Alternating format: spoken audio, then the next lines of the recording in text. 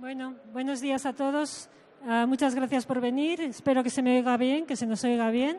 Bueno, pues bienvenidos a este viaje que vamos a hacer junto a José María Moreda, enólogo de familia Martínez Bujandat. Siempre tenemos la manía de decir Faustino, pero supongo que sabéis que ya recientemente todas las bodegas del grupo se han agrupado bajo el paraguas de familia Martínez Zavala. Y de hecho han creado también otro paraguas para su gama top de vinos, que es Martínez Zavala Gallery, que es precisamente lo que vamos a probar hoy. Y bueno, y antes de empezar, os invitamos a ver brevemente dos vídeos del grupo y luego vamos con la cata.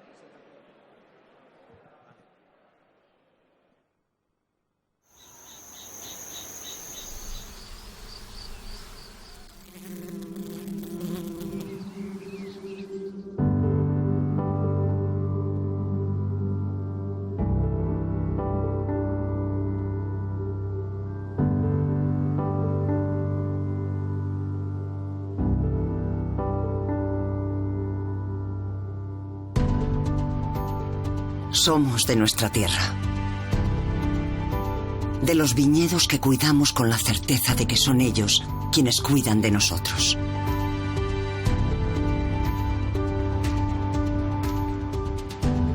Somos de nuestra tierra,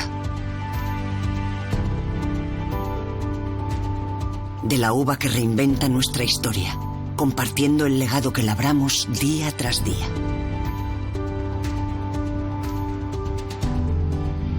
Somos de nuestra tierra,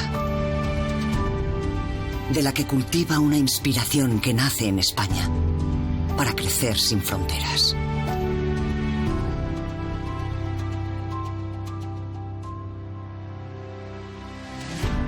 Somos de nuestra tierra, de los viñedos que crean familia, ahora y siempre.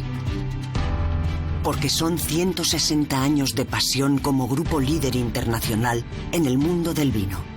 La cuarta generación de 6 bodegas únicas con carácter propio. Comprometidas con los viñedos que nos inspiran. Somos de nuestra tierra. De la uva que compartimos dándonos la mano. De las personas unidas por la mejora continua, por la tradición en la excelencia que da nombre a nuestro futuro. Los viñedos que inspiran a la familia que llevamos dentro. Somos de nuestra tierra, de la que venimos, de la que somos familia, de la viña que todo nos da, porque todo lo damos por ella. Somos de la tierra por la que vivimos. Familia Martínez Zavala. Inspired by Vineyards.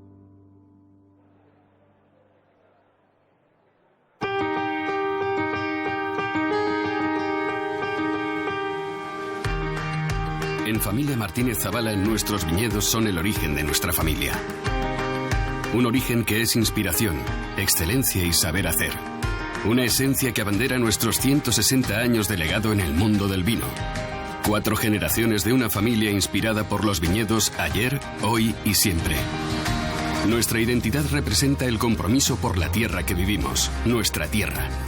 La que a cambio de los mejores cuidados nos ofrece lo mejor para nuestros vinos. 5 denominaciones de origen españolas, en las que estamos presentes con nuestras 6 bodegas. Faustino, referente mundial de Rioja en el nombre del vino. Campillo, el Chateau de la Rioja Alavesa, el sueño de una familia abierta al mundo. Portia, icono de enología, innovación y vanguardia. Marqués de Vitoria, modernidad y frescura contemporánea. Valcarlos, el valor de la tradición moderna. Leganza, viñedos de altura que ofrecen grandes vinos varietales. Presentes en más de 140 países, estas 6 bodegas y sus vinos son el reflejo de nuestra propuesta de valor como familia Martínez Zavala. Los viñedos que nos hacen únicos, que todo nos dan y por los que todo lo damos. La familia, de personas para personas. La sostenibilidad, prioritario respeto por la tierra, consciente del entorno. La innovación, garantía de avance y mejora continua por un futuro que conquistamos cada día. A través de Martínez Zavala Gallery ensalzamos la selección más especial de nuestro viñedo, nuestra gama más exclusiva de vinos únicos y singulares. En Familia Martínez Zavala somos el reflejo de los viñedos que nos inspiran. Una familia con los pies en la tierra, arraigada en el futuro que labramos dándonos la mano. Porque somos de nuestra tierra, de nuestros viñedos, de los que venimos, por los que vivimos. Familia Martínez Zavala. Inspired by Vineyards. Bueno, pues ahí teníais un pequeño resumen de lo que es el grupo y vamos a empezar ya con la cata. Como os comentaba, lo que vamos a catar hoy son los vinos de Martínez Zavala Gallery. Vamos a empezar, si queréis empezar ya a servir, vamos a tener una primera batería de vinos con los Faustino I. Esto es una pequeña y estupenda vertical que creo que os va a encantar. Después os pediremos que limpiéis las copas y haremos una segunda batería con los vinos más modernos del grupo. Y ahora le voy a pasar la palabra a José Mari Moreda para que os presente un poco brevemente las claves sobre todo de Faustino, que como él me comentaba cuando estábamos preparando esta cata, él me decía, se puede contar la historia del grupo a través de Faustino I. Y esto es un poquito lo que vamos a hacer y os va a contar parte de esa historia. Solo voy a decir 64, 70, 94, 2001, 2004, 2011, añada actual en el mercado. Para que lo sepáis y mientras hablamos ya podáis empezar a disfrutar de los vinos. Lo vais a ver. Primera añada 1964, 1970, 1994, 2001, 2004, 2011. Sabéis que son vinos que han estado mucho tiempo encerrados, mucho tiempo en reposo, necesitan su tiempo, son señores que... Y un poquito de cariño también. Sí, ¿no? Hay que mirarlos con un poco de cariño, a veces puede haber un poco de sedimento, todas estas cosas os las voy a ir contando con más detalle ahora José Mario. Vale, pues yo solamente lo que voy a hacer es una pequeña introducción, una pequeña, a lo largo de lo que ha sido la historia rápidamente mientras van sirviendo los vinos de Bodegas Faustino. Comentaros que es una familia que tiene más de 160 años de recorrido en el mundo de la viticultura y la enología y que, pues que son 4 generaciones las que a lo largo de este tiempo han ido avanzando y haciendo más grande cada vez esta compañía.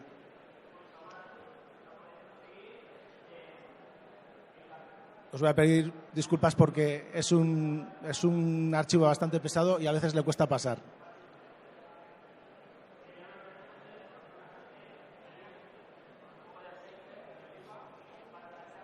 ¿Cuál? El 64. 64.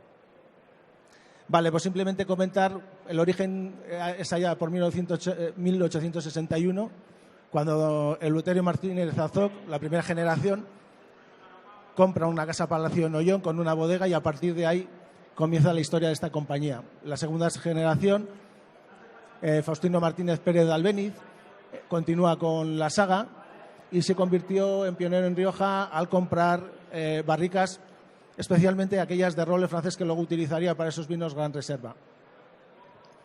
Inicialmente los vinos, las marcas de vino que tenía la compañía, las podéis ver ahí, pues Viña Campillo, Viña Santana, Viña Parrita, que hacían referencia, por cierto, a los nombres de aquellas fincas que habían ido adquiriendo la familia a lo largo de los años. Pero es ya, a ver si pasa, como para atrás. Al de abajo, vale. Es que yo creo que pasa para adelante. Perdonad, esto...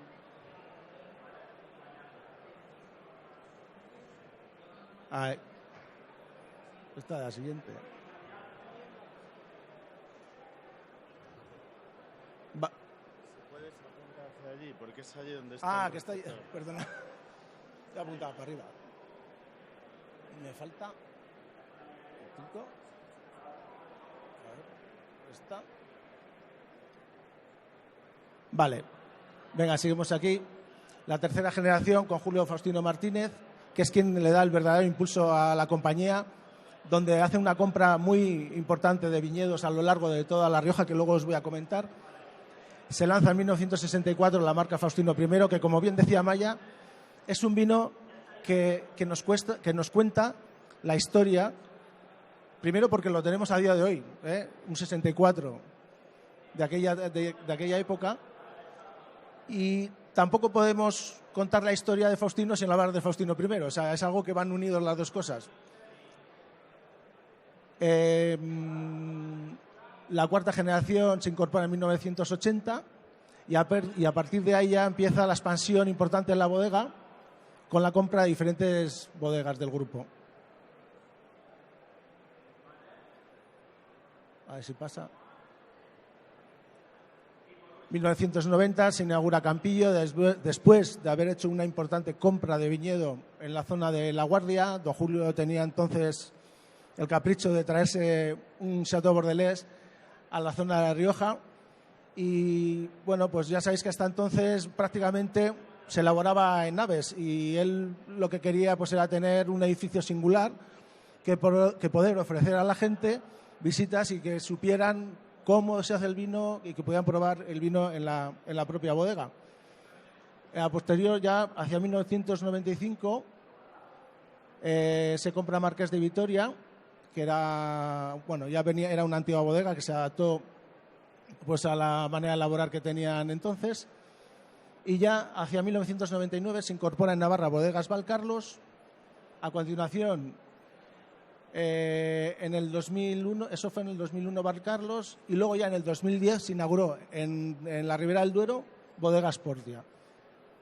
Bueno, hubo una compra anteriormente que era Bodegas Leganza, que está en La Mancha, que no lo he comentado. Vale, bueno, pues esta sería un poco la historia. En el 2021 se celebró el 160 aniversario y la compañía lo que se propuso fue pues atender un poquito a Faustino, que lo tenía más, no desatendido, pero habían tenido todo un recorrido de adquisición de bodegas, de compra de bodegas y viñedos, y a Faustino necesitaba una remodelación, y en el 2021 se empezó con la remodelación de la propia bodega y al final ahora pues se va a incorporar un edificio nuevo que también lo va a diseñar Norman Foster y que va a ser para recibir o albergar a los visitantes que lleguen a la bodega. En el vídeo han comentado rápidamente que los pilares fundamentales son 4. Por un lado está el viñedo y que supongo que ya os habéis dado cuenta que la tierra es uno de los elementos más importantes que tiene la compañía y donde nunca han querido hacer una bodega si previamente no tenían el viñedo, si previamente no tenían la uva. Porque consideran, por un lado, que es una manera de controlar la calidad de los vinos que se quieren elaborar, y por otro lado, de alguna manera, están también controlando pues todas aquellas variedades que más tarde van a incorporar a los vinos. Evidentemente también compramos uva, pero fundamentalmente para nosotros lo más importante es el disponer de un mínimo de uvas que nos garantice año a año pues los vinos que podemos elaborar, y sobre todo aquellos que están dedicados a alta gama. Bueno.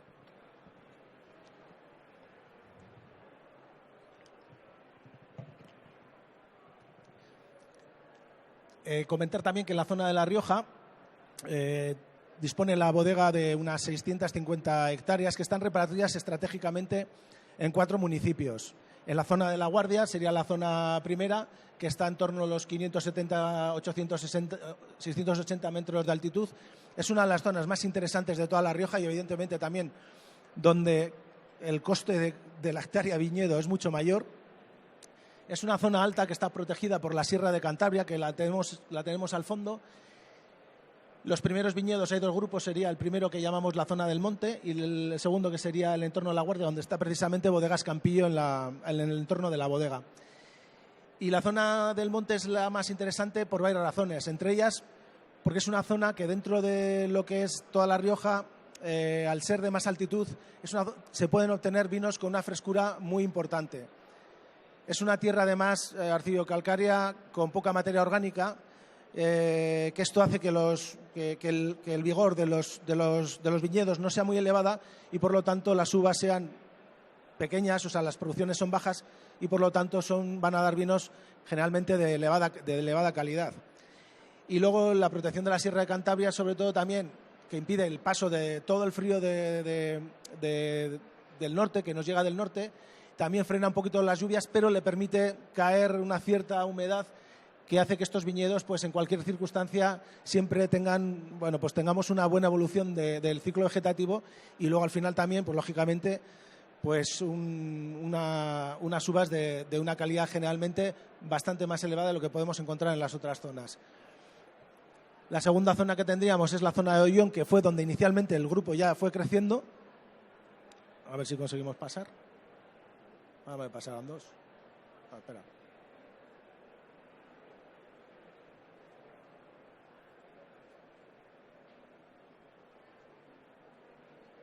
Bueno, en esta zona comentaros que hay en torno, estas dos zonas vienen a sumar unas 150 hectáreas, aproximadamente.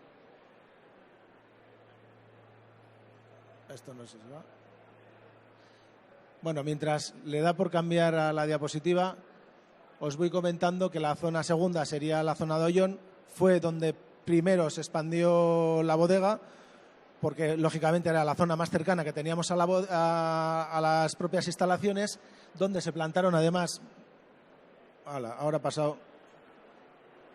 Disculpadme un momento, porque veo que hay un error en la cata, pero probablemente es culpa nuestra que hemos colocado malas botellas. Han servido el 2004 antes del 2001, o sea que por favor cambiar las dos últimas copas, ¿no? Si nos importa, sí. Tú sigue sirviéndolo, sí. Claro, cambiáis las copas, sí. Perdona, José Mari. Nada, gracias Amaya, gracias. Como os decía, la zona más importante, bueno, sobre todo por la magnitud que tiene, que aquí hay en total unas 250 hectáreas que están, iba a decir repartidas en el municipio de Ollón, aunque ya veis que hay una concentración bastante importante de fincas ahí a mano izquierda, donde estarían pues las zonas de Malpica, Cuesta Clara, fincas que para nosotros muy importantes. Y si veis, hay diferentes colores también de los viñedos que corresponderían a diferentes variedades que están plantadas ahí. Evidentemente, la variedad mayoritaria es el Tempranillo, que es la que está en color rojo, y luego a continuación pues hay otras pues como son el Graciano, el Mazuelo, en el caso de las tintas, o incluso luego ya blancas Viura, hay también un poco de Sauvignon, un poco de Verdejo también, en fin. Aquí tenemos en torno a 250 hectáreas y sobre todo que están muy próximas a la bodega y la recolección es muy inmediata también. A continuación, la tercera zona sería la zona de Mendavia, 370 metros, 420 aproximadamente. También hay una zona bastante importante con diferentes variedades, fundamentalmente Tempranillo, pero otra vez aparecen también algo de Graciano, algo de Garnacha incluso, y luego vuelve a repetirse también Viura, Chardonnay, que veo por ahí también. Y ya está. Y esta zona, por ejemplo, entiendo que está menos presente en el Faustino I. Esta zona, normalmente, como decía antes, las zonas más importantes son aquellas que están en altitud más altas. La que da uvas regularmente de mayor calidad, son las que se encuentran en la zona de La Guardia y sobre todo las que están en las orillas, en las faldas del monte. En la medida que nos vamos bajando en La Rioja, vamos desde La Guardia, Ollón, Mendavia y Alfaro, que es la última que nos queda por ver, lo que iría bajando sería, digamos, en categorías también de vinos. Todos los grandes reservas estaríamos hablando sobre todo de la zona de La Guardia y Ollón. Ya los reservas tendríamos parte de Ollón, parte de Mendavia y luego ya vinos ya estándar tipo Faustino VII, pues ya estarían, su origen natural sería más en la zona de allá de Alfaro. Pues creo que tenemos ya todos los vinos servidos. No sé si igual... Sin más, voy simplemente, sobre todo, esta es la zona de Ribera del Duero, que está repartido en 4 municipios, 150 hectáreas tenemos aquí, pero lo importante, sobre todo, a mí lo que me gustaría que os podáis quedar es la idea que tiene la familia con el viñedo, como parte fundamental, como eje fundamental dentro de lo que es el ser de la propia compañía. Evidentemente, sin el viñedo no tenemos nada, pero sobre todo el tenerlo en propiedad lo que nos garantiza sobre todo es disponer de una calidad de vino que nosotros vamos a orientarlos hacia donde nosotros queremos, y luego también el ir incorporando de las variedades que nosotros a futuro queremos ir incorporando, o sea, para mejorar los vinos que ya disponemos en el mercado, ¿no?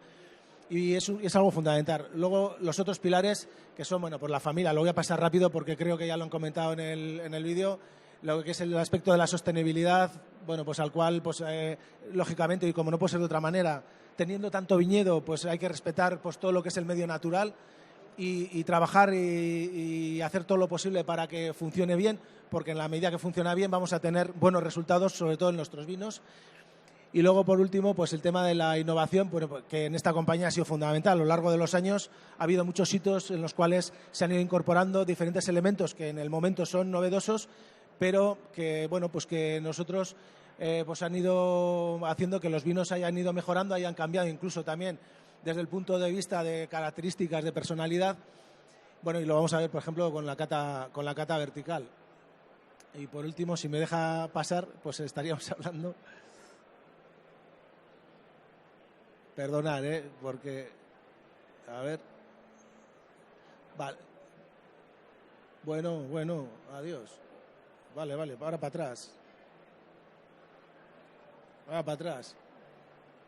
Bueno, nos vamos a quedar ya aquí. Nos vamos a quedar aquí ya en el 64 y vamos a pasar a la cata, porque si no me voy a enrollar mucho y yo creo que es lo más interesante. En plan de recordatorio, la primera botella de Faustino es en 1955. Es también en ese año cuando se pinta el exterior de las botellas, porque hay una gran obsesión porque el vino se conserve en perfectas condiciones y sobre todo se aísle de la luz. Entonces esas primeras botellas se pintaban con cemento. Se pintaban con cemento, efectivamente. Con unos brochazos, ¿no? Sí. Que bueno, aunque el aspecto es un poco particular, pero al final en el fondo de todo está esa obsesión. Pero luego a lo largo del tiempo se fueron utilizando otros sistemas. Otro sistema, efectivamente. Del cemento se pasó a lo que era el envejecido, que era un chorreo con arena. Aquí, claro, nos encontramos en un momento en el cual hay un cambio importante desde el punto de vista tecnológico, las líneas de embotellado, y aquí cuando las botellas las metes en la línea del embotellado y chocan algunas con otras, como ya has generado pequeños puntos de rotura, pues muchas de las botellas se nos rompían. Entonces, pues tuvimos que darle otra vez vueltas a la cabeza y a ver qué incorporábamos. Y ya la definitiva, bueno, definitiva por el momento, pues ha sido buscar un recubrimiento plástico polimérico de resina epoxi que le da el aspecto envejecido, que lo podéis ver en alguna de las botellas, que por un lado nos garantiza una mayor protección al impacto de las botellas, por otro lado nos ayuda a la conservación porque es una botella opaca en la cual no pasa la luz. Comentar que, bueno, por lo menos de los estudios que nosotros hemos hecho, entre el calor y la luz, lo más importante es la luz. El calor es muy importante porque acelera los procesos oxidativos que se dan en las botellas, pero la luz tiene un impacto mucho más potente de lo que puede ser la propia temperatura. Entonces, para nosotros, la conservación del Faustino I la tenemos que garantizar en muchos aspectos, pero uno de ellos era a través de reservarlo de la luz. Y luego, por último, bueno, pues conseguíamos también el aspecto envejecido, ¿no? Esta no se ve muy bien, pero esta sería la botella que está con chorreo de arena. ¿Esta es un chorreo de arena? No, esta es 64. Esta es la de cemento. Esta es la de cemento. Es que son muy parecidas. La de chorreo de arena y la de cemento son muy similares. Luego otra curiosidad es que en 1958 es la primera añada en la que se utiliza ya la imagen del caballero pintado por Rembrandt, que al final ha resultado ser el gran icono de la marca, y yo creo que reproducible de todas las formas posibles, ¿no? Es uno de estos hitos de imagen que incluso luego me cuentan en la bodega que se restauró el cuadro e incluso consiguieron una réplica del cuadro restaurado para incorporarlo también a las etiquetas, ¿no? Y de hecho, si luego cuando os fijáis En las botellas, al final, tenemos un Gran Faustino de 2004, que esta es la primera añada que ha salido al mercado, que la idea es hacerlo solamente en añadas excepcionales. La botella es un poco diferente y tiene la particularidad de que el nombre Faustino no aparece en la etiqueta, solo aparece en la parte superior, porque ya la casa entiende que la imagen es tan representativa y que todo el mundo la conoce tan bien que no hace falta poner el nombre, ¿no? Esto es como el anuncio del BMW de ¿te gusta conducir?, que no hacía falta que saliera el coche, ¿no? Pues aquí también igual. Y luego, José María, yo te quería que pidieras que explicaras cómo han evolucionado los vinos, ¿no? Y hay muchos cambios en las elaboraciones, ¿no? Pues sí, efectivamente. Claro, tener en cuenta de que estamos hablando de añadas que se llevan del 64 al 2011, pues casi en torno a 50 años, ¿no? Entonces, evidentemente, ha habido evolución, no solamente en la manera de elaborar, sino también incluso en las variedades que estábamos incorporando. De hecho, las dos primeras copas que tenéis, que son la del 64 y la del 70, estas, como vino base, tienen el tempranillo y luego también se añadía un poco de Graciano y de Mazuelo, pero tenía la particularidad que también tenía un poquito de vibra. Un poco de vibra que igual ahora nosotros no lo entendemos, porque nosotros estamos acostumbrados a sacar color, color y color. De repente echarle el blanco al vino pues es un poco como tirar para atrás, ¿no? Pero entonces sí que se entendía bien, sobre todo para darle acidez a los vinos. Y la acidez, como seguramente sabréis, es el cemento, es el alma que tienen los vinos para poder evolucionar. Sin acidez los vinos no evolucionan en ningún caso. Y sin embargo, si tienen acidez, esos vinos van a evolucionar. No solamente en la estabilización del color, sino también luego desde el punto de vista organoléptico. Es un elemento bastante importante.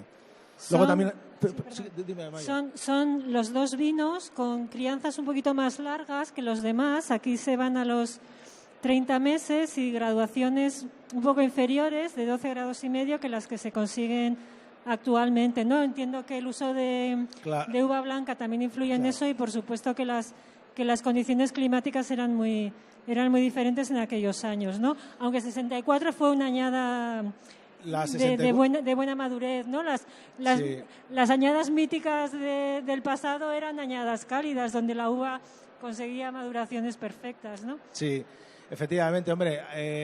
Además, entonces estábamos hablando de que la uva tenía tiempo suficiente para madurar. Me refiero en el sentido de que tenían ciclos vegetativos bastante largos, que a día de hoy se nos han ido acortando. También hay un elemento que hay, evidentemente el cambio climático tiene mucho que ver con la evolución del grado en los vinos, eso está claro, porque hay muchas más horas, hay más horas de sol, no, hay mucha más insolación, con mucho más calor, con mucha menos humedad y con mayor estrés hídrico para las plantas, y esto favorece que al final lo que tengamos son grados bastante elevados. Esto no ocurría entonces, había mucha más humedad y por tanto la maduración de la uva era bastante más regular, y luego también era muy equilibrada con los otros elementos. No solamente había una buena maduración de lo que era el grado alcohólico, sino que también había una muy buena maduración del color, de los aromas y también y de la acidez. No es que ahora sea mala, sino que entonces lo que había era un equilibrio y se juntaban, es como una pata de banco donde se asienta perfectamente, o sea, todas coincidían en un momento determinado. ¿Qué nos ocurre ahora? Que lo que tenemos es un grado alcohólico que evoluciona muy rápidamente, que para poder coger las uvas con el color ya maduro, con lo que necesitamos es irnos a vinos de graduaciones elevadas, por lo tanto también perdemos acidez y los aromas también se nos van perdiendo. Entonces, ahora es mucho más complicado obtener vinos como los que teníamos entonces. Con esas graduaciones, con una graduación de 12 grados y medio, en estos momentos la uva estaría absolutamente verde, o sea, pero verde de grano, vamos, o sea, entonces, claro, no podemos coger uvas con ese nivel de verdor. Y el objetivo de los grandes reservas, evidentemente, es la longevidad, y sigue siendo el objetivo de la casa, ¿no? De cómo con los medios actuales poder seguir haciendo vinos que vayan a aguantar 20, 30 años, ¿no? Como estamos viendo, espero que todas las botellas hayan salido bien, pero los vinos están muy limpios, algo más turbios las añadas más viejas, porque con las circunstancias de cata que tenemos aquí en la feria, el movimiento de botellas es es imposible servirlo en las condiciones idóneas, pero yo creo que los vinos están muy limpios. Yo noto esta acidez tan diferente en los dos primeros, que sí. Creo que la acidez es la estructura que mantiene el vino. Luego ya hay otra diferencia también entre las dos primeras añadas que fermentaron en depósitos de hormigón. Y ya en las dos, en 94 y 2001, ya se pasa a utilizar el acero inoxidable, ya no hay uva blanca y entra algo de roble francés, ¿correcto? Efectivamente, sí. El roble francés se incorpora ya con las añadas, quiero recordar, a partir del 94. Entre otras cosas, bueno, se incorpora el roble francés para dar un poquito más de... Sobre todo, son crianzas largas, que el roble francés es una barrica bastante adecuada, no solamente para larga crianza, sino también para ir aportando de una manera un poquito más suave el tanino y para que vaya habiendo una buena integración y una buena evolución del color. Amén de que también organolépticamente pues también nos va a dar aquellos matices que son un poquito quizás menos dulces y que van a tirar un poco más hacia notas más especiadas. O sea que le va a dar al vino en definitiva un poquito más de complejidad también. ¿En porcentajes de cuánto estaríamos hablando? Pues estaríamos hablando en torno al 80%, 20% de francés. 80% americano, o sea que 80% rol americano, se mantiene un poco el francés, estilo sí. Clásico, que siempre Sí. un poco la base es el americano. Luego otra curiosidad, el 2001, que yo creo que está súper joven todavía, fue mejor vino del año en Decanter en el año 2013. Es un vino ya con un poco más de estructura, con un poco más de alcohol, 13 grados y medio. Para mí 2001 es una grandísima añada en Rioja. He tenido la suerte de probar recientemente otros 2001 y yo creo que es probablemente... Me gusta mucho también la 2010, la 2004, 2005, pero creo que probablemente la 2001 es la añada con más capacidad de envejecimiento de este siglo, sin haber probado cosas que podéis tener vosotros en bodega. Hombre, evidentemente, pues habrá cosas. Hombre, igual esta es una 64, ¿no? Porque lo que sí podemos tener certeza es de que el 64 llega hasta nuestros días. El 2001 le estimamos un recorrido bueno, pero evidentemente no sabemos hasta dónde puede llegar. Sí que comentar también que en Faustino I no podemos hacer todas las añadas porque no tenemos vino suficiente como para poder elaborar el Faustino I, que tenga una cierta calidad. ¿Qué añadas famosas no se han hecho de Faustino I? ¿No se han hecho? No se han hecho, así. Pues, pues por ejemplo, recuerdo ahora ya casi recién llegado por la bodega, el 2002 y 2003 fueron malas añadas. Una por mucho calor y la otra creo recordar porque fue una añada con mucha lluvia, mucha humedad. Salieron vinos yo creo que relativamente ácidos. Esas, por ejemplo, no salieron al mercado. Luego, curiosamente, hubo otra, la 2007, que tenía unos vinos que aromáticamente estaban muy buenos, pero al final se decidió no sacar porque no vimos una buena evolución desde el punto de vista de estabilización del color. A lo que voy es, en definitiva, que lo que pensamos en un principio que puede ser para grandes reservas, muchas veces las tenemos que ir retirando o no sacarlas al mercado porque consideramos que no son vinos que van a dar la talla o la talla que esperamos nosotros de cara al futuro. Entonces, bueno, van saliendo años, por ejemplo, de la década esa, pues salieron 2001, 2004 que los estamos catando. Creo recordar 2008, 2009, 2010, 2011, saldrá 2012, 2013 no vuelve a salir porque fue una castaña. Fue horrible, 2013 fue horrible. Y, hombre, cada año nos va costando más encontrar los vinos, porque, o sea, las uvas y lógicamente los vinos, pues porque nos encontramos con uvas de acideces más moderadas, graduaciones bastante elevadas. Cuesta encontrar el equilibrio ese del color, el aroma, la acidez y el grado. O sea, eso que hablábamos antes cada vez cuesta un poco más. Y entonces, claro, buscar este volumen de vino que trabajamos, claro, pues es muy complicado. La otra pata súper importante de Faustino es que se hacen 800.000 botellas de gran reserva, que es una auténtica burrada. Y entonces, claro, yo le preguntaba a José María cómo podéis hacer 800.000 botellas de esto y él me decía que para hacer esta cantidad lo que hace falta es mucho vino bueno. Claro, efectivamente, es que haceros la idea, 800.000 botellas, estamos hablando de en torno de más de 1 millón de kilos de uva que tiene que ser con una cierta garantía de calidad. Entonces, no solamente es localizar fincas, que no solamente son nuestras, francamente, porque también al final tenemos que recurrir a terceras personas para poder disponer de una uva y unos vinos luego que permitan ensamblar con lo que nosotros tenemos. Cuesta mucho. Bueno, evidentemente hacer un vino de 3.000 botellas pues es entre 650 hectáreas, como comprenderéis, encontrar 4.000 kilos o 5.000 kilos pues es relativamente fácil. Ahora, si lo traducís esas 3.000 botellas a 1 millón de kilos, pues la cosa se complica bastante.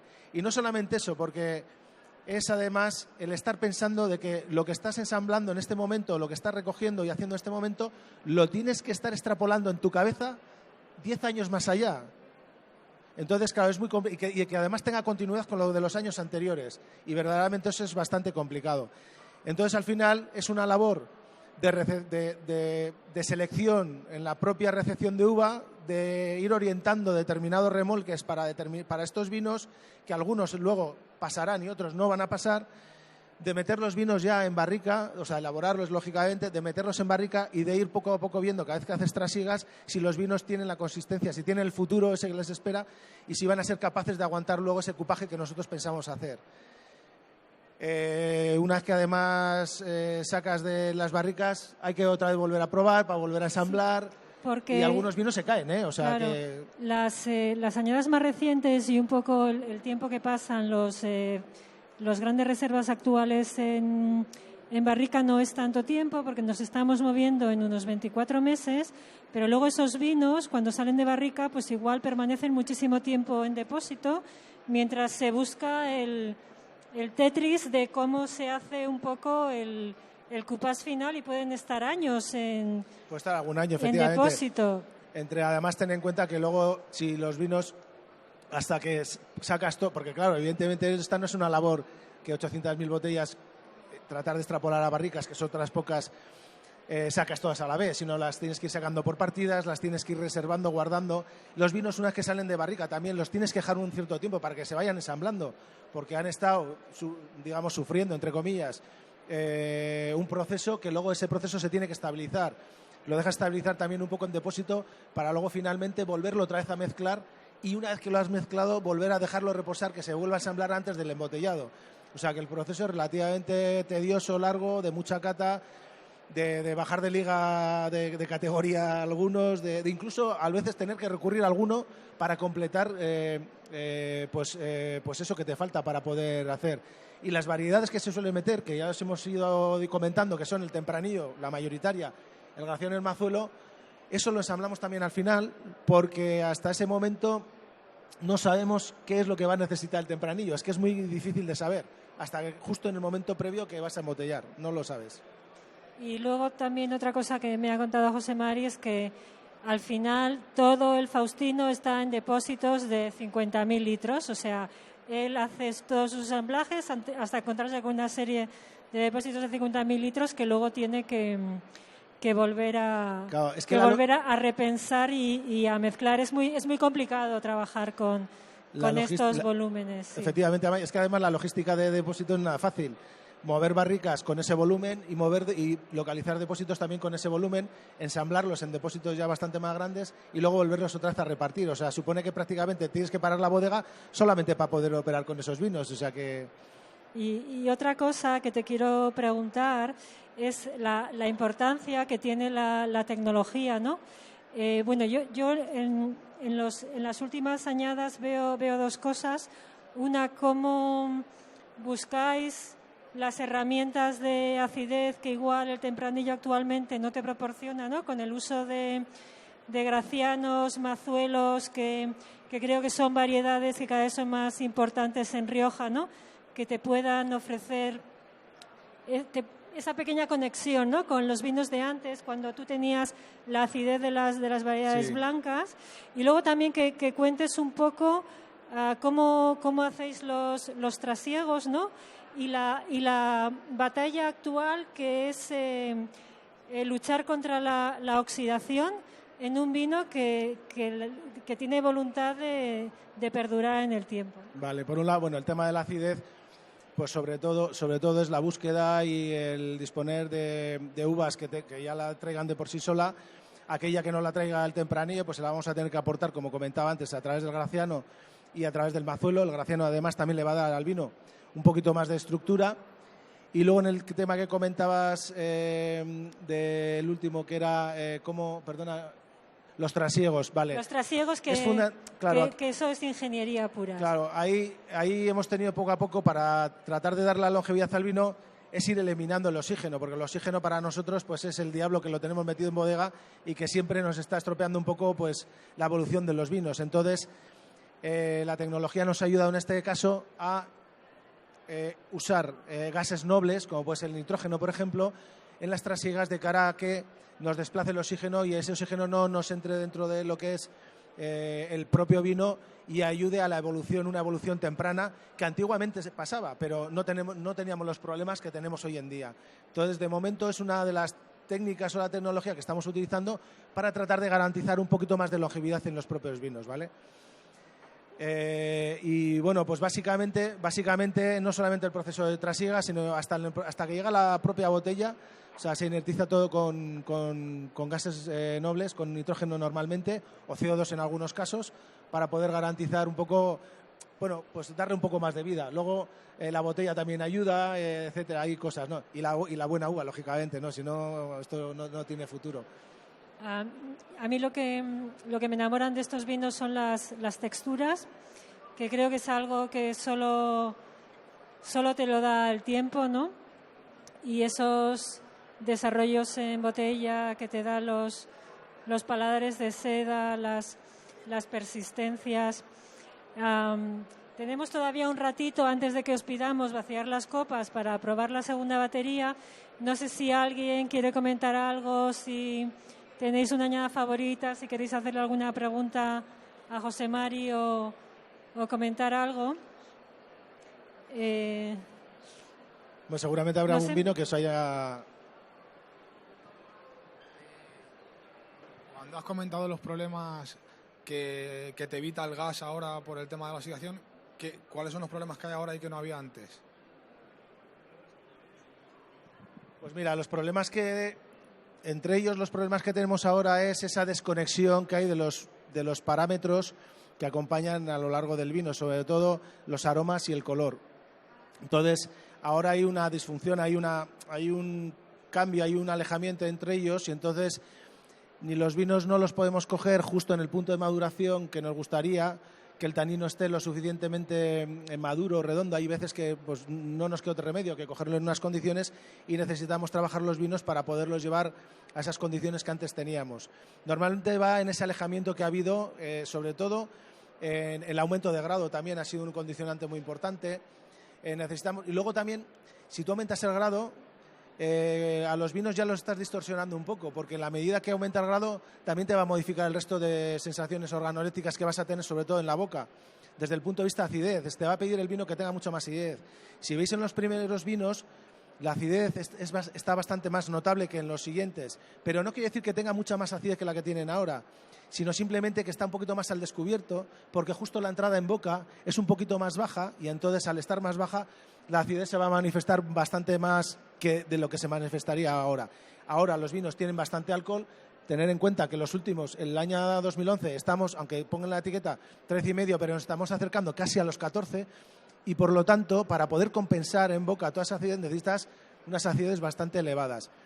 Nos ayuda en la parte de oxidación porque el trabajo también con los vinos ahora, pues hombre, hay mucho movimiento, hay mucha trasiega.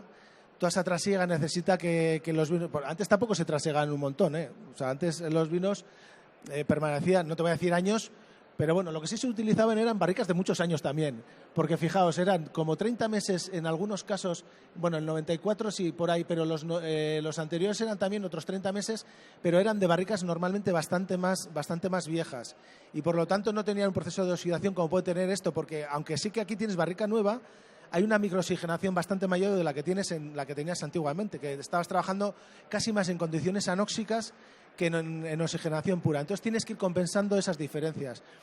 Lo bueno de las barricas de ahora es que aportamos un tanino de una manera mucho más rápida, que aportas aromas mucho más limpios, pero como contrapartida también estás incorporando bastante más oxígeno, que de alguna manera también lo tienes que compensar. Como también, por otro lado, tampoco sabemos la vida que van a tener estos vinos a futuro, lo que estamos es un poco curando en salud y vamos a hacer que se oxiden menos mediante estas tecnologías, ¿no? De alguna manera. No sé si queréis hacer algún comentario. Hola, mira, yo me estaba preguntando ahora con la cifra que ha dicho Amaya de las 800.000 botellas de Gran Reserva, un poco también cómo ha ido evolucionando el público consumidor de estos vinos, porque también son unos vinos con una imagen muy marcada, que quizá tenían un tipo también muy marcado de bebedores y ahora el consumo de vino quizá está cambiando. No sé hacia dónde ha derivado ese consumo, si se han convertido en un objeto, por decirlo así, más de culto, más wine lover, más restringido, más para iniciados, o sigue siendo gente que cuando va cumpliendo años, por decirlo así, se va sumando al consumo, al Faustino loverismo, por decirlo así. Sí. Vale, ahí podríamos hablar de muchas cosas. Pero la primera que se me viene a la cabeza es que, a pesar del paso del tiempo, todavía Faustino I es uno de los vinos no solamente más reconocidos, sino que se vende en un montón de países. Al principio se ha comentado que más de 140 países, con lo cual es un vino que todavía tiene su público. En Rioja es el Gran Reserva más exportado, en torno al 30 y tantos %. O sea, y el siguiente pues igual anda en el 5, el 10, no sé, pero hay una distancia bastante importante. Luego, el público todavía sigue siendo bastante amplio y reconoce muy bien este vino. Ahora bien, si me dices, por ejemplo, la gente joven, por ejemplo, es un vino que le puede encajar, pues hay grandes dudas. Primero, porque la imagen efectivamente es una imagen clásica y entonces, bueno, pues a la gente joven pues tienen otras cosas en la cabeza, lógicamente. Entonces, y el otro día lo hablaba con Amaya que, pues es que la manera de acercarlo, por ejemplo, sería pues es que los jóvenes lo probaran, porque una vez que lo prueban, y os puedo hablar de la verdadera experiencia de gente joven, de que la marca en principio la echa para atrás, pero una vez que haya probado el vino, lo que ven es un vino redondez, que es suave, que se puede beber, o sea, que pasa amablemente, o sea, más lejos de lo que ellos podían estar esperando. Pero claro, la imagen sí que es cierto que tiene una imagen clásica, que por otro lado es muy reconocida, ¿no? Lógicamente. Entonces, jugar con eso es muy complicado. A ver quién cambia al señor del retrato, vaya, pues... No, creo que es imposible cambiar al señor del retrato. Había otra pregunta por ahí. ¿Se le puede modernizar? Modernizar, poner bigote incluso. Pero modernizar, no es fácil, ¿verdad, Elena? Buenas. Yo quería preguntar si a la hora de consumir estos vinos que tienen más evolución de añadas antiguas, ¿hay alguna manera de saber si los vinos están en el momento de consumo, si quizá nos hemos esperado demasiado o si todavía tienen posibilidad de evolucionar más? Bueno, esa es la pregunta del millón, ¿no? ¿Y hasta cuándo? Vale, no, mira, lo primero que te puedo decir es que normalmente cuando salen de la bodega están en condiciones de beber, eso seguro. Entonces, porque vosotros estáis probando esta botella, pero os puedo decir también que hay otras como esta que se han quedado en la bodega. ¿Por qué? Porque ya el tapón había rezumado, no estaba en las condiciones adecuadas, había bajado el volumen. Bueno, en aquellas que se puede ver, porque en las otras, en las más modernas, no se puede ver. Entonces ese volumen ha bajado y por lo tanto no la sacamos fuera porque no tenemos garantías de que el vino vaya a evolucionar. Y luego, ¿cuánto va a aguantar los vinos? Pues no sabemos, o sea... Nosotros siempre pensamos que van a ser infinitos, pero la realidad es muy tozuda y nos dice que no, que se van cayendo, que nos pasa como a las personas, que poco a poco vamos teniendo nuestros achaques y que, bueno, pues hay algunas cosechas por las circunstancias que seguramente estarán basadas en la estructura que tenían los vinos entonces, y muchas veces, seguramente igual no conoceremos ni siquiera todos aquellos aspectos estructurales, de color, de composición del vino, que nos dijeran que este vino va a ser óptimo para la crianza. Ahí hace falta todavía mucho estudio también.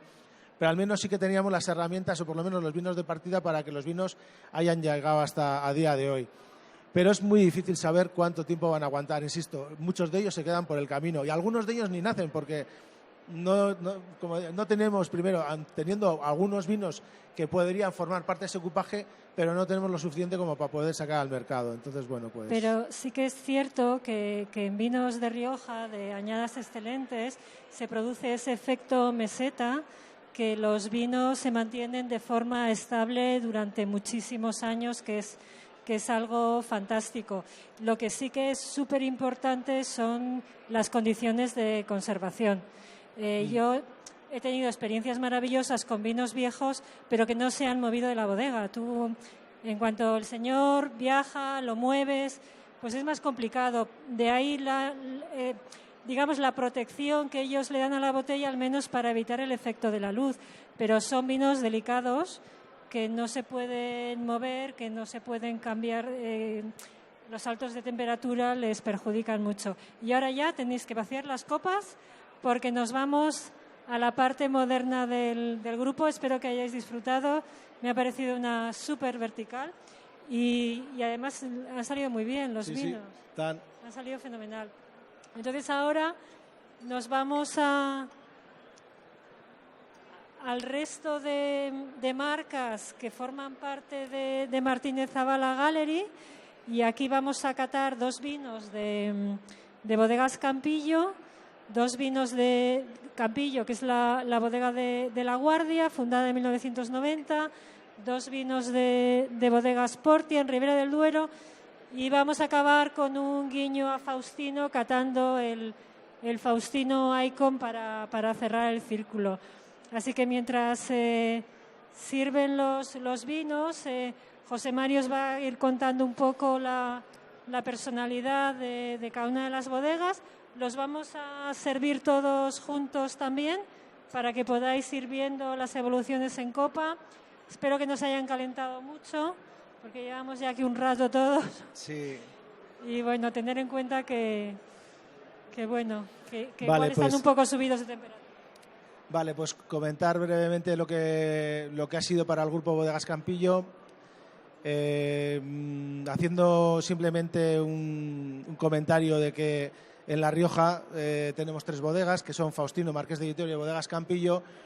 Quizás algunos os podéis preguntar cuál es el objeto o el objetivo de tener 3 bodegas y si podían tener incluso vinos muy similares, ¿no? Pero el objetivo eran diferentes. Faustino se ha quedado un poco como la bodega, digamos, de vinos clásicos, aunque lógicamente se han ido modernizando poco a poco los vinos. Bodegas Marqués de Vitoria serían los vinos un poco de corte más modernos, buscando sobre todo la frutalidad en los vinos.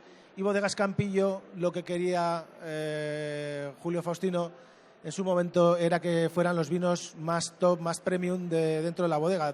Lo que se está buscando era la máxima expresión de aquellas variedades que teníamos en La Rioja y especialmente en la zona de La Guardia, ¿no? Que, como os he comentado precisamente, pues es en La Guardia donde tenemos los mejores viñedos.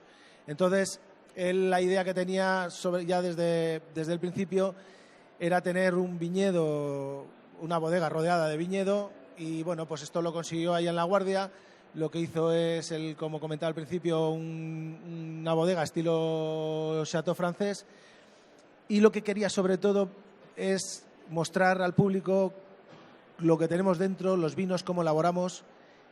Y de alguna manera, en el año 1990, esta persona estaba pensando ya en lo que es hoy en día el enoturismo, ¿no? Porque quería que la gente pudiera visitar la bodega y poder presentarle no una nave, sino un elemento arquitectónico con de una cierta relevancia, ¿no? Sí, yo cuando empecé en el mundo del vino a finales de los 90, Campillo era la super bodega boutique de lujo, y era como, bueno, es que no había nada igual en el mundo del vino entonces, ¿no? Sí, bueno, pues Campillo efectivamente surgió en aquel momento porque, de hecho, es que del estilo de Campillo con un arquitecto ya con cierto nombre y tal, no había muchas bodegas, efectivamente. Y bueno, pues dio paso a lo que luego vino después, ¿no? A nivel el movimiento que ha habido pues con otras bodegas, con otros estilos arquitectónicos. Y bueno, y con lo que fue pues, la semilla de lo que hoy, como comentaba, pues es el enoturismo, ¿no? La bodega, como decías, estaba inaugurada en el 90 y luego pues fue ideada por Julio Faustino y con la idea esa de abrir la enología al público, ¿no? Vamos a catar primero el Campillo 57. Inicialmente lo sacamos al principio al mercado como un gran reserva y ahora, bueno, pues es un vino especial o sea, sigue teniendo el mismo espíritu que tenía el Gran Reserva, pero lo que es un vino, pues digamos, un vino pues con ciertas características de autor. Ahora mismo se comercializa con contraetiqueta genérica. Y bueno, aquí ya veis que nos vamos a un mundo de mayor concentración, madureces algo más altas. Tenemos nuevamente base de tempranillo de La Guardia. Efectivamente. Que creo que el tempranillo de La Guardia es muy característico, con ese rasgo de altitud, ¿no? Que siempre Frescura. Que está altitud y frescura muy buscado siempre en Rioja. ¿Y Graciano también? Sí, tiene en torno al 90-10% de Graciano, que sobre todo para darle un poquito todavía más de estructura, aparte de, bueno, teniendo buenos tempranillos ahí arriba, pero Graciano pues especialmente es una variedad que tiene mucho color y le aporta, bueno, pues un poquito más de tanicidad y también de antocianos que luego van a ensamblar muy bien con el propio tempranillo. Además, le va a aportar un extra de acidez también al vino, que le va a garantizar pues una longevidad pues bastante mejor que si no lo tuviera. Es un vino también que es una uva seleccionada en cajas, luego también mesa de selección, se elabora en depósitos pequeños y hace la fermentación malolóctica en barrica de roble francés. Posteriormente pasa 24 meses otra vez de crianza en barrica de roble francés. Como veis, las graduaciones se nos van acercando cada vez más a la Ribera del Duero y es un tema pues que estamos peleando continuamente para que los vinos pues poder buscarlo más equilibrados con el resto de parámetros. Aquí ya nos vamos a producciones más reducidas. Estamos hablando de 10.000 botellas, un vino de selección, la gama más alta de la bodega.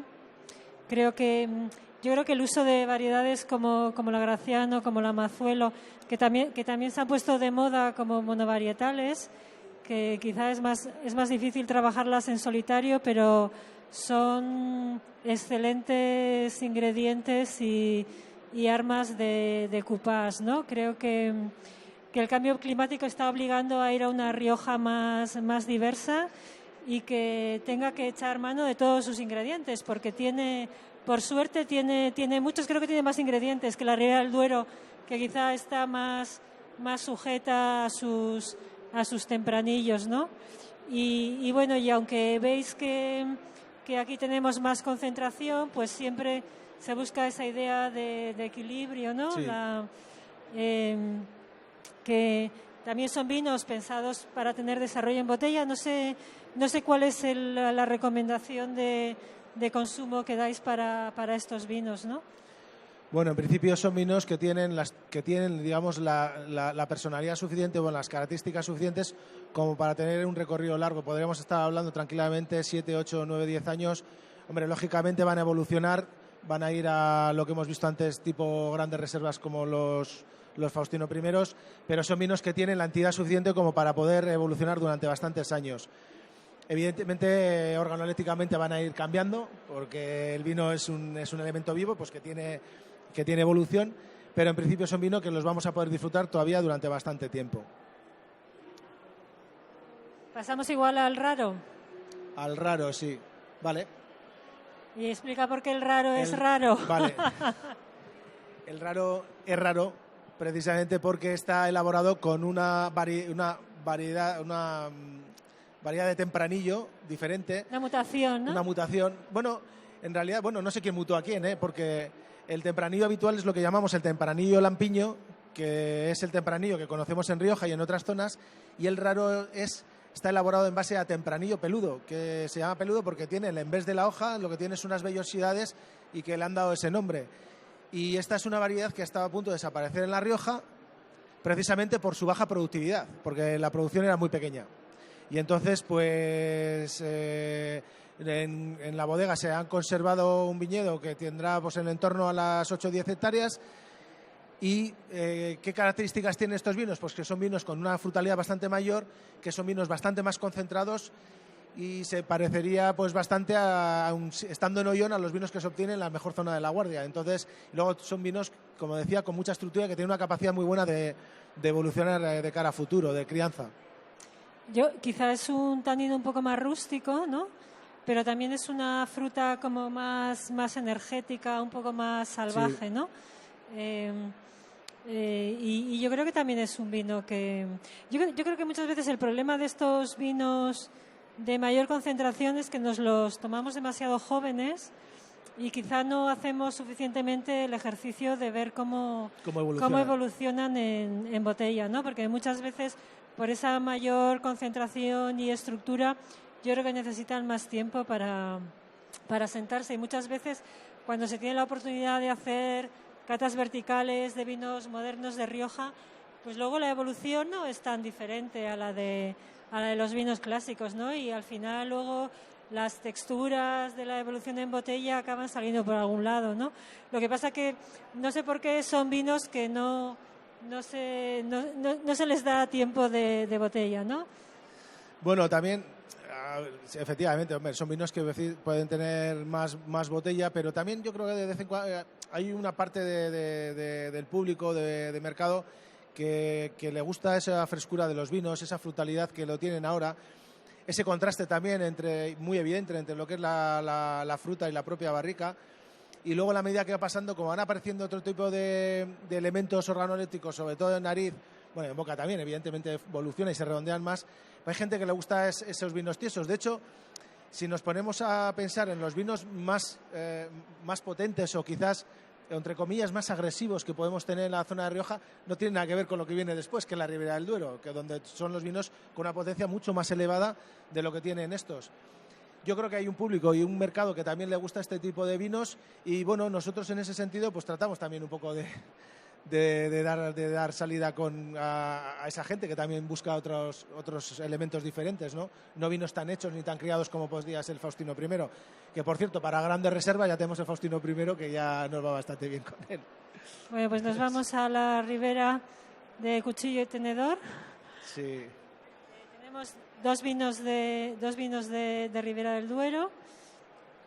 La bodega que se ve si circuláis con frecuencia por la Nacional 1, está al lado de la carretera, es imposible no verla. Imposible. Diseñada por Norman Foster. Creo que esta semana hay una presentación también con Norman Foster, que lo que va a presentar, y viene él en persona además, a presentar el nuevo proyecto arquitectónico de Rioja. Esta yo creo que es la primera, no sé si, y la única bodega que tiene en España. Sí, es la única. Que ha firmado en España Norman Foster. Fue la primera bodega que hizo el equipo de Norman Foster y la única que en estos momentos en España tiene este arquitecto. Aquí a la Ribera del Duero, pues bueno, pues ya parece que Rioja se le quedó pequeña a la compañía y pensó en cómo buscar una nueva expresión de los tempranillos. Bueno, la Ribera del Duero pues entendió que podía ser un sitio bastante interesante, pues llevando ese conocer, ese bagaje que tenía ya, esa historia de elaborar vinos de gamas medias altas, y bueno, pues se lanzó allá y se lanzó primero con la compra de viñedo, lógicamente, hasta tener 150 hectáreas, y posteriormente con una importante inversión pues en una bodega que fuera, desde el punto de vista de vanguardia, pues lo más moderno, no solamente arquitectónicamente, sino también desde el punto de vista funcional.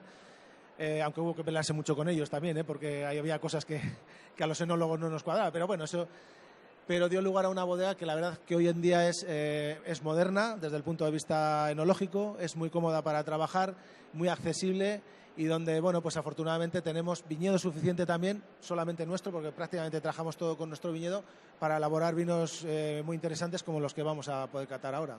Bueno, pues empezamos con el Trienia, que es un vino de finca. Aquí nos vamos ya a los 15 grados. Viene de una finca que está, si no me equivoco, a 900 metros de altitud.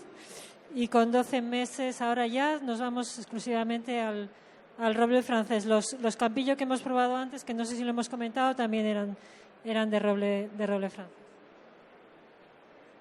Sí, efectivamente. Aquí, para las gamas más altas, de los 6 vinos que en estos momentos tintos tenemos disponibles, el de entrada, que es el roble, el crianza, esos llevarían roble americano, y el 10 meses, y luego a partir ya de ahí que estarían el Portia Prima, el Trienia y el Portia Suma, todos esos ya van con roble francés. Son vinos que necesitan, no solamente, necesitan sobre todo ya darle un poco más de complejidad y compensar muy bien, equilibrar muy bien la potencia de aromas que tiene, ¿no? Porque quizás compensar desde el punto de vista tánico, desde el punto de vista de color, el roble americano pues sería suficiente, pero aquí se busca también darle un poquito más de complejidad y amplitud al tema aromático y incorporar esas notas especiadas pues que el roble francés le aporta. Y luego, sobre todo, esa tranquilidad de estabilización del color que le da el roble francés frente al roble americano, que es un poquito más agresivo en la cesión de componentes, ¿no? Como veis, son vinos que ya se acercan a los 15 grados, que las graduaciones son relativamente elevadas. Son vinos que le cuesta mucho incorporar esa acidez que teníamos en La Rioja, que aquí es bastante difícil de conseguir. Lógicamente, no son vinos que van a tener esa longevidad como podían tener esos vinos un poquito más finos que elaboramos en Rioja, pero en definitiva también son vinos interesantes que expresan muy bien la variedad allí y que no solamente desde el punto de vista comercial del color, sino también desde el punto de vista aromático, pues son muy, muy interesantes, ¿no? Se elaboran muy poquito de estos, en torno a los, no sé, pues 5.000 o 7.000 botellas. En el caso del Trienia, pues, lógicamente es fácil de encontrar esos vinos. Aquí lo que está equivocado, como veis, son el depósito de acero inoxidable, es que lo he copiado del anterior. En realidad estaríamos hablando de depósitos de 8.000 kilos, porque lógicamente para elaborar 8.000 kilos en depósitos de 30.000 pues no tendría mucho sentido, ¿no? También hace la fermentación maloláctica en barrica de roble francés y, como os decía, se hacen muy poquitas botellas, pues buscando sobre todo por la máxima expresión, además de viñedos que ya tienen una cierta edad, que no son viñedos jóvenes. Los viñedos están Gumiel de Izán, Gumiel de Mercado, Roa. Están en Villanueva de Gumiel a 900 metros, como has dicho antes. Sí. O sea, digamos que esos son los pueblos donde está más instalada la bodega. Y luego el Suma edición limitada. Los dos son cosecha 19, con lo cual es interesante poder comparar la diferencia del mismo dos año. Expresiones de la misma cosecha. El Suma no llega a las 4.000 botellas y aquí hay 200% de roble nuevo francés, o sea que nos vamos a estas cosas un poco técnicas más de mucho de todo, mucha fruta, mucha madera, mucho tanino. Es un poco la antítesis, ¿no?, de lo que hemos probado en Rioja, en la primera batería. Luego también, perdona Maya, en el Porte de Suma se está haciendo la fermentación alcohólica en barrica ya también de roble francés. O sea, es una fermentación integral. Elaboración integral, sí. Y luego la fermentación maloláctica en la misma barrica de roble francés para posteriormente seguir con roble francés hasta los 18 meses de crianza en otra barrica ya de 225. ¿Qué es lo que más os aporta, o sea, el concepto de elaboración integral? ¿Cuál es el principal atractivo que tiene desde un punto de vista técnico? Nosotros entendemos que el empezar con la barrica desde el principio estamos aportando tanino que va a estabilizar el color ya desde el mismo momento en el que metemos el propio mosto. Normalmente en los vinos clásicos pues lo vamos a hacer cuando hace la maloláctica, después en la barrica pasa un periodo. Pero en todos, si pudiéramos atender a la evolución de los componentes de color a lo largo de la fermentación, hay un incremento por la propia salida desde el ollejo del color, tanto de antocianos como de taninos, y luego ese color tiende a bajar, o sea, tiende a desaparecer de alguna manera. Entonces, entendemos que aportándole taninos suficientes desde el principio, estamos ayudando ya a esa estabilización ya desde el minuto cero. Entonces, entendemos que son vinos que van a tener una mayor estabilidad que lo que pudieran tener después. Pero claro, lógicamente esto lo podemos hacer con 3.000 o 4.000 kilos, pero no lo podemos hacer con 800.000, porque imaginaros la batería de barricas que tendríamos que tener si hiciéramos el Faustino I en depósitos de 400 litros, vamos, eso sería no lo quiero ni pensar, vamos, no lo quiero ni pensar. Se me está poniendo la carne de gallina. Pues el mundo de las producciones limitadas también tiene sitio en los vinos de la familia. Y luego vamos a volver a Faustino, pero vamos a acabar la cata con Faustino en versión moderna, con Faustino Icon, o Icon, no sé, que es Icon, ¿no? Icon, sí. Icon, que es una idea de crear un Faustino más seleccionado, ¿no? Sí, la historia está es un poco... Este sería un poco bueno, pues después de darle tantas vueltas al Faustino I, es una especie como, digamos, ¿cómo lo diría? Pues a partir, con las mejores uvas que hasta ahora hemos estado haciendo el Faustino I, pero vamos a hacer algo que todavía sea un poquito más especial dentro de la zona que nos estamos moviendo, dentro de la zona de Ollón, ¿no? Que al fin y al cabo para nosotros ha sido donde nosotros hemos nacido, donde nosotros hemos ido evolucionando y donde nos hemos pasado pues prácticamente 100 años o 120 años de la vida en ese entorno de Ollón, ¿no? ¿Qué finca tenemos en el entorno de Ollón, qué finca cercana a la bodega tenemos y que le pueda dar esa máxima expresión de tempranillo y hacer un vino que sea de la categoría incluso mejor que lo que era el Faustino I, ¿no? Y entonces de una finca seleccionada de la zona de Cuesta Clara se recogen estas uvas que van a dar lugar al Faustino Icon, que en definitiva también es una especie de homenaje al Faustino I, ¿no? Como icono de la propia marca, ¿no? Es un vino que está elaborado exclusivamente con tempranillo. Aquí no hemos querido meter ningún otro aditivo porque pensábamos que teníamos que encontrar porque, joder, con 250 hectáreas, si no encuentras 20.000 que den una cosa extraordinaria, pues bueno, apaga y vámonos, ¿no? Entonces, bueno, pues las tenemos en Ollón y hemos podido pues sacar este vino que para nosotros es un vino pues muy especial y que forma parte pues de ese icono, de ese grupo de vinos de alta gama que acompañan al Faustino I, ¿no? Está elaborado también en depósito de acero inoxidable y lleva barrica de roble francés 18 meses. La graduación ya es un poquito más elevada porque encontrar las uvas, insisto, únicas de una sola zona y que no puedes jugar con nada más, ni con un mazuelo, ni con un graciano, solo tempranillo, pues hemos tenido ya que incrementar el grado. Pues son vinos que llevan 14 grados y pico y que no nos queda otro remedio para tener un vino de estas características, ¿no? Aquí la crianza es en roble francés, con lo cual es una versión modernizada del Faustino de siempre.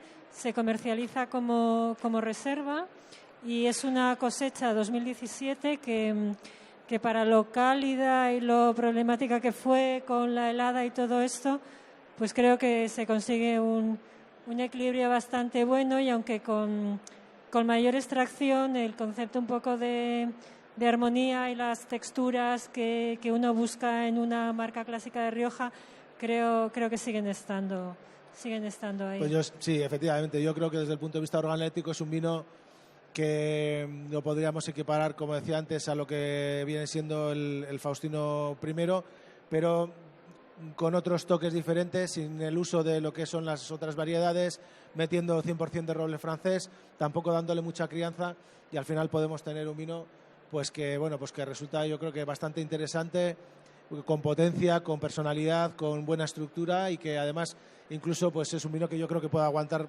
bastante bien también el recorrido a lo largo del tiempo.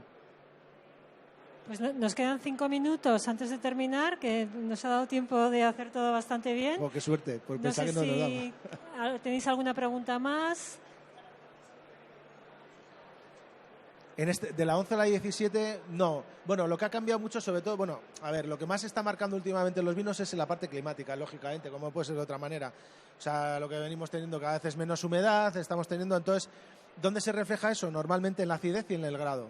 Fundamentalmente son los dos primeros parámetros en los cuales la falta de agua y el exceso de calor y temperatura se va a notar.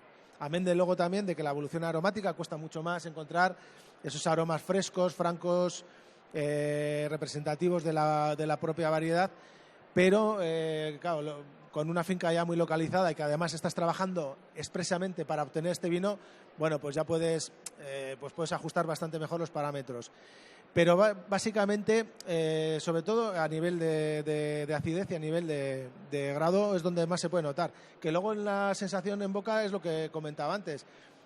Compensar vinos de 12 grados con 6 de acidez total es una cosa, pero cuando ya tienes 14 grados y pico, pues la acidez ya tiene que ser muy importante también para que el recorrido en la boca sea armónico, sea equilibrado, porque es que si no se te caería en medio de la boca el vino y entonces, bueno, al final tenemos también que acudir a estrategias tanto de de manejo de viñedo, también para conseguir pues un poquito más de acidez, de recogida en un momento concreto. Igual no hay que esperar hasta el final y que no esté sobremadura la uva, que tenga para poder retener un poquito más de acidez, ¿no? Sobre todo cuando no estás trabajando con otras variedades que te pueden acompañar y que te pueden mejorar esa parte, ¿no? Entonces, bueno, este vino, pues ha ido cambiando y ya te digo, sobre todo estamos peleando en ese aspecto de buscar el equilibrio entre el grado, la acidez en los diferentes años, y de aquí a futuro pues ya veremos, la cosa se va a complicar todavía igual más, ¿no? Bueno, y por eso también es importante tener viñedo propio, ¿no? O tener una parte importante de viñedo propio que creo que es una tendencia que está cambiando mucho en Rioja, que las grandes casas no eran propietarias de viñedo, y creo que ahora hay muchos elaboradores de Gran Reserva que se están asegurando sus ingredientes para poder mantener este estilo de vinos, ¿no? O sea, quiero decir que a veces parece que el mundo del vino va muy despacio, pero si lo miras en una perspectiva de 20 o 30 años, es tremendo cómo cambian los estilos, cómo cambian incluso el propio marco varietal de una región vinícola, ¿no? Y bueno, ahora no viene al caso, pero bueno, la demanda de blancos que hay en Rioja también está transformando el viñedo, ¿no? Uh-huh. Y bueno, no sé si hay más preguntas por ahí. Mira, aquí, sí. Cuéntanos algo del Tempranillo peludo. Bueno, como lo que os comentaba antes, básicamente es una variedad que, lo que decía, es una variedad de poca producción, y entonces cuando hay poca producción normalmente tienes uvas generalmente de mejor calidad. Son uvas que tienen, desde el punto de vista de estructura, son con un color bastante más elevado, son mucho más tánicas, con más concentración también de tanino, que tienen la capacidad de envejecer muy bien. Son vinos muy frutales también, dentro de lo que es el tempranillo, que los vinos pues tienen la frutalidad de los frutos rojos, aquí están muy, muy marcados. Son vinos con una intensidad también muy elevada. Son vinos, en definitiva, que tienen, o sea, evidentemente desde el punto de vista de un agricultor no tienen mucho, porque no son productivos, pero para nosotros pues es algo que se ha ido conservando en el tiempo, porque nos da esa parte de vinos especiales y que no hay en otras zonas, ¿no? Entonces, bueno, pues en definitiva, pues son vinos para criar y sobre todo para manifestar esa frutalidad mucho más potente, mucho más fuerte de lo que tiene el tempranillo, que también es buena, pero esto es todavía mucho más por encima de lo que es habitual. ¿Cuál? En torno a 8 o 10 hectáreas hay de viñedos, hay muy poquito, y luego además a lo largo de porque casi todo está concentrado en la zona de Rioja Alavesa, hay alguna otra bodega que también tiene, pero estamos hablando del pelo, de cosas muy, muy concretas. Es una variedad hay un vino famoso de Rioja que se hace con tempranillo peludo en San Vicente de la Sonsierra. Luego os digo cuál. Hay otra pregunta. Va un poco en relación a lo que decía ella de los blancos. Me han gustado mucho el 94 y el 2001 y luego los campillos, pero me gustaría saber si estáis investigando y si estáis haciendo cosillas con ese blanco de Rioja que mucha gente, que cada vez hay más gente que demanda. Pero la última parte no te entendido. Te preguntas si estáis haciendo algo con blancos. Sí, no, con blancos bastante. Ya habéis visto también en la presentación que dentro de todas las variedades que tenemos hay una parte importante de blancos. Hemos trabajado durante muchísimos años con la Viura y hemos ido incorporando, en la medida también que el Consejo Regulador nos ha permitido, pues hemos ido incorporando otras variedades, ¿no?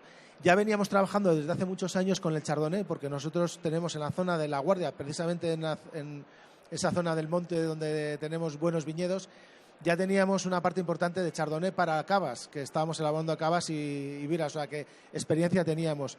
De hecho, las primeras mezclas el primer vino Viura Chardonnay que salió al mercado de Rioja era de un Faustino V, pero bueno, ya teníamos la experiencia, insisto, de los cavas, y sabíamos que era una variedad que iba a funcionar bastante bien, que además iba a tener longevidad. Y luego se han ido incorporando otras que lo que nos están aportando es un extra desde el punto de vista más aromático a lo que es la propia Viura, que bueno, pues es una variedad en ese aspecto bastante escasa, ¿no? Aromáticamente, Pero bueno, también te voy a decir una cosa, seguramente porque tampoco lo hemos trabajado igual quizás en exceso, ahí tendremos una parte que trabajar y que investigar, y es que, por ejemplo, es una variedad que estamos trabajando a 9.000 kilos, por ejemplo, la viura, y los tempraníos a 6.000.